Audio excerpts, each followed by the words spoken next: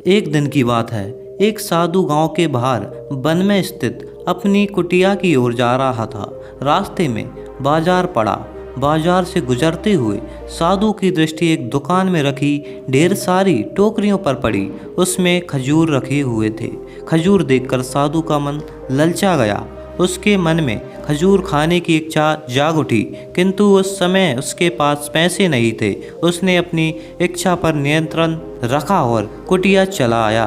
कुटिया पहुंचने के बाद भी खजूर का विचार साधु के मन से नहीं निकल पाया। वह उसी के बारे में सोचता रहा।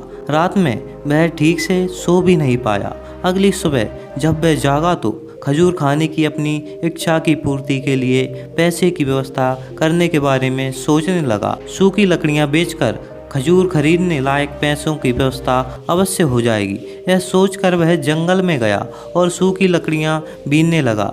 काफ़ी लकड़ियां एकत्रित कर लेने के बाद उसने उसका गट्ठर बनाया और उसे अपने कंधे पर लाद बाजार की ओर चल पड़ा। लकड़ियों का गट्ठर भारी था, जिसे उठाकर बाजार तक की दूरी तय करना आसान नहीं था, किंतु साधु चलता गया। थोड़ी देर में उसके कंधों में दर्द होने लगा, इसलिए विश्राम करने वह एक स्थान पर रुक गया। थोड़ी देर विश्राम कर वह पुनः लकड़ियां उठाकर चलने लगा। इसी तरह रुक रुक कर किसी तरह वह लकड़ियों के गट्ठर के साथ बाजार पहुंचा। बाजार में उसने सारी लकड़ियां बेच दीं। अब उसके पास इतने पैसे इकट्ठे हो गए जिससे वह खजूर खरीद सके। वह बहुत प्रसन्न हुआ और खजूर की दुकान में पहुंचा। सारे पैसों से उसने खजूर खरीद लिए और वापस अपनी कुटिया की ओर चल पड़ा।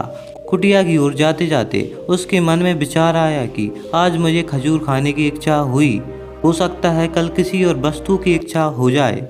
कभी नए वस्त्रों की इच्छा जाग जाएगी तो कभी अच्छे घर की, कभी स्त्री और बच्चों की तो कभी धन की। मैं तो साधु व्यक्ति हूँ, इस तरह से तो मैं इच्छाओं का दास बन जाऊंगा। यह विचार आते ही साधु ने खजूर खाने का विचार त्याग दिया।